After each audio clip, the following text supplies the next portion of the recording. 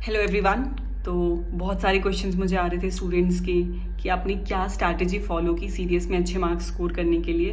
तो मैं आपको अपनी पर्सनल स्ट्रैटेजी बताऊंगी, but at the same time ये एक गाइडलाइन स्ट्रैटेजी है। आप अपने स्ट्रेंथ्स एंड वीकनेसेस के अकॉर्डिंग आप प्लीज़ अपना रास्ता खुद बनाइए, क्योंकि मेरे स्ट्रेंथ्स और वीकनेसेस डिफरेंट हो सकते हैं आपके स्ट्रेंथ्स और वीकनेसेस से। सबसे पहले मैं कवर करूँगी पेपर का जो स्ट्रक्चर है। तो 3 एग्ज़ाम्स होते हैं, इंग्लिश, जीके और मैथ्स। जो मैथ्स है ओटीए चेन्नई वालों के लिए एप्लीकेबल नहीं है। तो जो ओटीए चेन्नई के एस्पिरेंट्स हैं they will only go for 2 exams, English and GK. सबसे पहला स्टेप जो आपका रहेगा वो होगा टारगेट सेटिंग का, कि आप कितने मार्क्स लाओ कि आपको मार्क्स की टेंशन ना हो और आप फोकस कर सको अपने एसएसबी एग्ज़ाम पे। तो अगर आप प्रीवियस ईयर रिकमेंडेड और मेरिट वाले जो बच्चे हैं, उनकी जो स्टूडेंट्स हैं, उनकी आप कट ऑफ देखेंगे तो आपको रियलाइज़ होगा कि जो ओटीए चेन्नई के जो स्टूडेंट्स हैं, उन एस्पिरेंट्स हैं, उनके लिए around 120 marks is a safe score. उसके बाद उनको कोई स्ट्रेस लेने की ज़रूरत नहीं है। और जो बाकी अकेडमीज़ के जो एस्पिरेंट्स हैं उनके लिए around 160 is a safe score. तो ये आपका टारगेट सेट हो जाएगा। बट इसके बाद आपको इंडिविजुअल एग्ज़ाम्स के लिए आपको टारगेट सेट करना पड़ेगा कि मैं जीके में इतने लाऊंगा, इंग्लिश में इतने लाऊंगा, मैथ्स में इतने लाऊंगा। तो ये नंबर कोई हाइपोथेटिकल नंबर नहीं हो सकता कि आपने बैठा डिवाइड बाई 2 या डिवाइड बाई 3 किया और आप एक नंबर पे आए एंड यू डिसाइडेड कि मैं इतने मार्क्स लाऊंगा। ये आपके स्ट्रेंथ्स और वीकनेसेस के अकॉर्डिंग होना चाहिए। अगेन मैं अपनी स्ट्रैटेजी आपको बता रही हूँ, but please modify it according to your needs. मैंने क्या किया था, मैंने सबसे पहले एक प्रीवियस ईयर क्वेश्चन पेपर उठाया था और उसे बिना किसी हेल्प के लिए हुए और सेट टाइमिंग में उसको फॉलो किया था पूरा सॉल्व करके। जब मैंने मार्क्स अपने कैलकुलेट किए जो की थी उससे, तो मेरे इंग्लिश में अराउंड 70 मार्क्स थे और जीके में अराउंड 30-35 के बीच में मार्क्स थे। तो मैंने डिसाइड किया कि अगर मुझे 120 स्कोर करना है तो मुझे इंग्लिश में 80 स्कोर करना होगा और मुझे जीके में 40 स्कोर करना होगा। ये मेरा टारगेट सेट हो गया था। एक बार जब आपका टारगेट सेट हो गया इंडिविजुअल सब्जेक्ट्स के लिए, फिर आपको सब्जेक्ट्स के अंदर भी घुसना पड़ेगा कि जीके में ज्योग्राफी है, इकोनॉमी है, हिस्ट्री है, सिविल साइंसेस हैं, बहुत सारी चीज़ें हैं। तो आपको ये देखना पड़ेगा कि मैं किस किस सब्जेक्ट पे ज़्यादा स्ट्रेस दूँ, ज़्यादा टाइम दूँ, कि अगर मैं इतने सब्जेक्ट्स क्लियर कर लेता हूँ, अगर 100% सिलेबस इकोनॉमी, ज्योग्राफी इन सब का क्लियर कर लेता हूँ, तो मुझे हिस्ट्री पे शायद फोकस करने की ज़रूरत ना पड़े। तो ये टारगेट मेरा अचीव हो जाएगा। सिमिलरली मैंने एक स्ट्रैटेजी बनाई कि मेरा टारगेट क्योंकि 40 है, मैंने प्रीवियस ईयर क्वेश्चन पेपर्स खोले 5 या 6 साल के, और मैंने एक पैटर्न नोटिस किया कि हर सब्जेक्ट से एक फिक्स नंबर ऑफ क्वेश्चंस आते हैं। तो अगर मैं इकोनॉमी, ज्योग्राफी और सिविल साइंसेस कर लूँ तो मुझे हिस्ट्री करने की ज़रूरत ना पड़े, क्योंकि हिस्ट्री वॉज माई वीकनेस।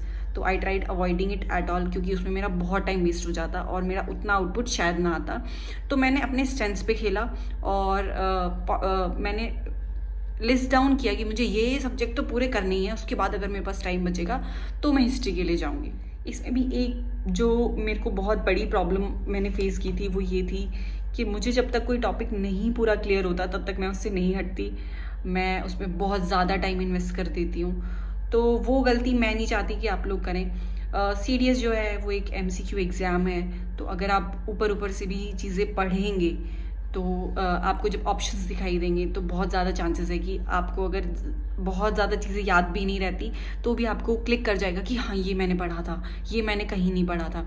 तो इसीलिए बहुत ज़्यादा टाइम इन्वेस्ट मत कीजिए। आपको रिटन आंसर्स नहीं लिखने हैं, आपको एमसीक्यू टिक करना है। तो जब आप पढ़ाई कर रहे हो तब आपको ये पॉइंट बिल्कुल याद रखना है कि इट्स एन एमसीक्यू एग्ज़ाम, ये एक रिटन एग्ज़ाम नहीं है। अब आपका टारगेट क्लियर हो गया है, आपको इतने मार्क्स लाने हैं, आपके सब्जेक्ट्स क्लियर हो गए हैं कि आपको किस किस पे ज़्यादा फोकस करना है। तो आपको ये सेट करना पड़ेगा कि आपको हर दिन कितने घंटे पढ़ाई करनी है उतना पोर्शन क्लियर करने के लिए। फॉर एग्जांपल अभी हार्डली 25 डेज़ बचे हैं सीडीएस के। मैं लास्ट के 2-3 दिन काउंट नहीं कर रही हूँ, क्योंकि इसमें आपका रिविजन, आपका प्रेशर, आपको रिलैक्स भी करना होगा, आपको अपना टेम्परामेंट डेवलप करना होगा।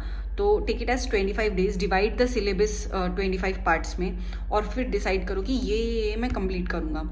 फर्स्ट और सेकेंड डे आपको ये बहुत ईजी लगेगा, क्योंकि आपके दिमाग में बहुत ज़्यादा कुछ नहीं घुसा हुआ और चीज़ें कंफ्यूजिंग नहीं लगेंगी। एक एक फैक्ट्स अगर आप पढ़ रहे हो तो प्रीवियस फैक्ट्स से कंफ्यूज नहीं होगा।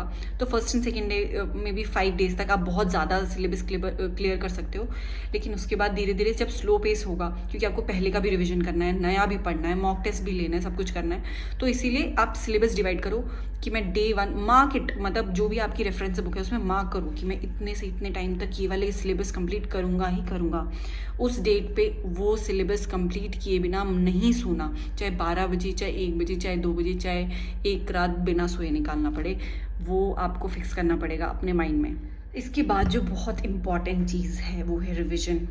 हम कितना भी पढ़ लें, हमारा माइंड रिटेन नहीं कर पाएगा एक टाइम के बाद।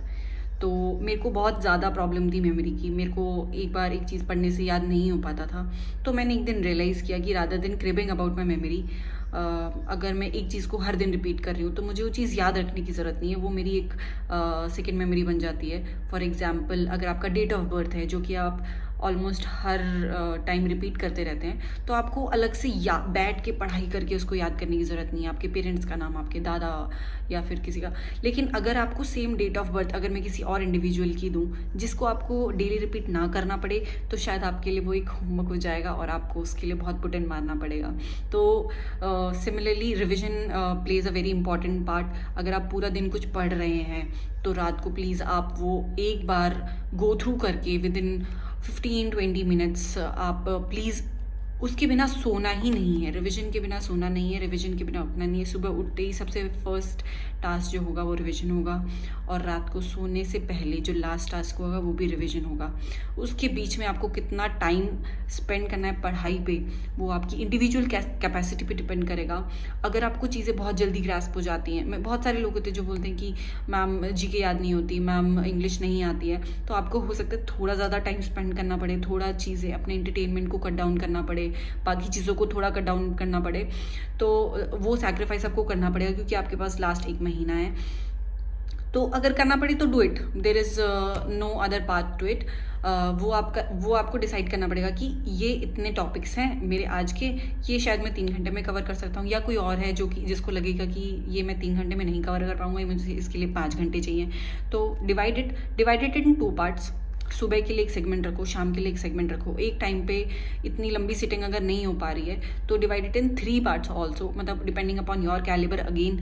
तो कस्टमाइज इट कि मैं इतने टाइम ये पढ़ूंगा, इतने टाइम ये पढ़ूंगा। मैं क्योंकि एक वर्किंग प्रोफेशनल थी, मेरे लिए दिन में पढ़ना ऑलमोस्ट इम्पॉसिबल था, तो मैंने अपना जो स्टडिंग टाइम था वो डिवाइड किया था सुबह के 2 घंटे में और शाम के 2 घंटे में। मैं सुबह जल्दी उठती थी ताकि सुबह 2 घंटे में पढ़ सकूँ फ्रेश माइंड से, और रात को अराउंड 6 o'clock के बाद मैं मोस्टली फ्री होती थी। मेरा शेड्यूल इतना हैक्टिक नहीं था जितना नॉर्मली वर्किंग प्रोफेशनल्स का होता है, तो मैं शाम को भी 2 घंटा फॉर श्योर पढ़ती थी। उसके बाद अगर मेरे पास टाइम बचता था तो मैं स्पेंड करती थी वो अपनी एंटरटेनमेंट में, अपनी फैमिली से बात करने के लिए, या फिर स्पोर्ट्स के लिए, या फिर वर्कआउट के लिए, जो भी है वो सब सेकेंडरी है। अभी के लिए आपका main target is clearing CDS का कट ऑफ मार्क्स जो आपके दिमाग में है। इसके बाद जो एक सबसे बड़ी ब्लंडर स्टूडेंट्स करते हैं अपने किसी भी एग्ज़ाम, नॉट ओनली CDS, किसी भी एग्ज़ाम में अपीयर करने के लिए, कि वो एक टाइम टेबल बनाने की कोशिश करते हैं। शायद IAS जैसे एग्ज़ाम के लिए ये बहुत इंपॉर्टेंट हो कि आप एक फ़िक्स टाइम टेबल फॉलो करें, क्योंकि बहुत ज़्यादा कंपटीशन है। बट CDS के लिए मैं बोलना चाहूँगी, या फिर किसी भी एक ऐसे एग्ज़ाम के लिए जिसमें कंपटीशन IAS लेवल जितना नहीं है, तो आई विल से कि एक डिसाइड कि तुम्हें 2 घंटा पढ़ना है, लेकिन वो कब पढ़ना है that you should not year mark कि मैं 8 से 10 ही पढ़ूंगा। अगर आप बहुत टायर्ड हैं, अगर आप उससे कुछ आउटपुट नहीं निकाल पा रहे हैं, तो वो 2 घंटे का कोई सेंस नहीं है पढ़ने का। You are making a fool out of yourself by telling yourself कि मैं 2 घंटा पढ़ाई किया। स्टडी जब आपको मन कर रहा है, जब आपको लग रहा है कि आप बहुत प्रोडक्टिव हो, आपकी नींद पूरी हो चुकी है, यू आर फीलिंग फ्रेश, शाम को मे बी 2 घंटा सो जाओ, उसके बाद 2 घंटा उठ के पढ़ाई करो। तो अगेन कस्टमाइज इट कि आपको कब पढ़ना है। Don't make it hard and fast कि मैं शाम को 2 घंटा पढ़ूंगा तो मैं 6 से 8 ही पढ़ूंगा। हो सकता है मेरे लिए 6 से 8 इज़ मोर सूटेबल, आपके लिए 8 से 10 इज़ मोर सूटेबल। तो the timing in your timetable should not be fixed, but your mindset to study should be fixed. And जो लास्ट पार्ट है वो है मॉक टेस्ट। बहुत ज़्यादा इम्पॉर्टेंट है अपनी प्रोग्रेस को ट्रैक डाउन करने के लिए कि कितना हो गया है, कितना बचा है, इतना पढ़ने से कितने मार्क्स आ जाएंगे। तो हमेशा जितना आपका टारगेट है उससे 2 या 4 मार्क्स एक्स्ट्रा के लिए टारगेट करो, 2 या 4 मार्क्स कम के लिए मत करो, क्योंकि मेन एग्ज़ाम डे पे एनीवे आपके 2 या 4 मार्क्स नीचे आएंगे ही आएंगे। अगर मैंने 80 मार्क्स का मैंने टारगेट लिया इंग्लिश में, तो 85 इज़ माई सैचुरेशन की 85 जब मुझे आएगा तब मुझे सेटिस्फैक्शन होगी कि I am prepared for the exam. 75, 78, 79 पे मुझे सेटिस्फैक्शन नहीं होगी कि I am prepared for the exam.